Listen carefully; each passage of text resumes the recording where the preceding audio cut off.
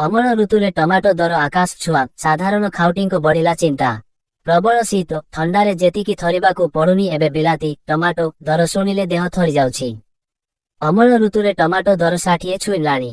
ଯେଉଁ ସମୟରେ ଦର କମିବା କଥା ସେଠି ଦର ବଢୁଥିବାରୁ ସାଧାରଣ ଖାଉଟି ବି ଚିନ୍ତାରେ। କେବଳ ରାଜଧାନୀ ନୁହେଁ, କଟକରେ ବି ସ୍ଥିତି ସମାନ। ଗାଁରେ ଦରରୁ ଟଙ୍କା କମ୍ ଥିବା ବେଳେ ସହରରେ ଟମାଟୋ ମହରଗ ପାଲଟିଛି। ହାଟରେ ଦର ଟଙ୍କା ଥିବା ବେଳେ ଖୁଚୁରା ଦୋକାନରେ ଟଙ୍କା ଅଧିକ ରଖି ଟମାଟୋ ବିକ୍ରି ହେଉଛି। ସାଧାରଣତଃ ଶୀତ ଋତୁରେ ଟମାଟୋ ଅମଳ ହୁଏ। ଯେହେତୁ ଏହା ଶୀତଦିନିଆ ପରିବା, ତେଣୁ ସହରରେ କେଜି ପିଛା ଦର 20 ଟଙ୍କା ଭିତରେ ସୀମିତ ରୁହେ। ଶୀତଦିନେ ପିକନିକ୍, ବିବାହ ଆଦି ପଡୁଥିବାରୁ ଟମାଟୋର ବିକ୍ରି ବି ଭଲ ହୁଏ। ହେଲେ ଏବେ ଟମାଟୋ ଦର ଯାହା 250 କିଣିବାକୁ ପଡୁଛି। ଟମାଟୋ ସାଇଜ ଅନୁସାରେ 2ଟି ବାଟିରେ 250 ଗ୍ରାମ ହୋଇଯାଉଛି। ସ୍ଥିତି ଏମିତି, ଦୈନିକ ଟମାଟୋ କିଣ ଓ ଖାଅ।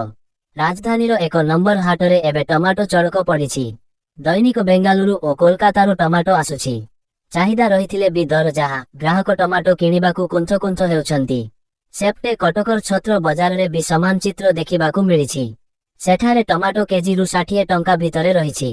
ଦିନ ଥିଲା, କଟକ, ବାଙ୍କୀ, ଆଠଗଡ଼, ନିଆଳି, ଜଗତସିଂହପୁର, 42 ମୌଜା ଓ କେନ୍ଦ୍ରାପଡ଼ାରୁ ଦେଶୀ ଟମାଟୋ ରାଜଧାନୀ ସହ କଟକକୁ ଆସୁଥିଲା, ଯଦ୍ୱାରା ଦର ବି ନିୟନ୍ତ୍ରଣରେ ରହୁଥିଲା।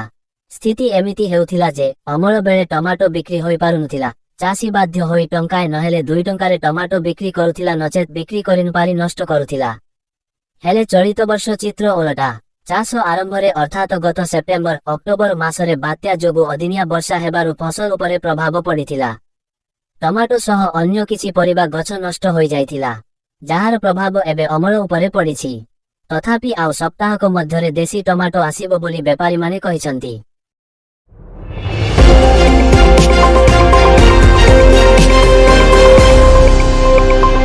Audio Jungle।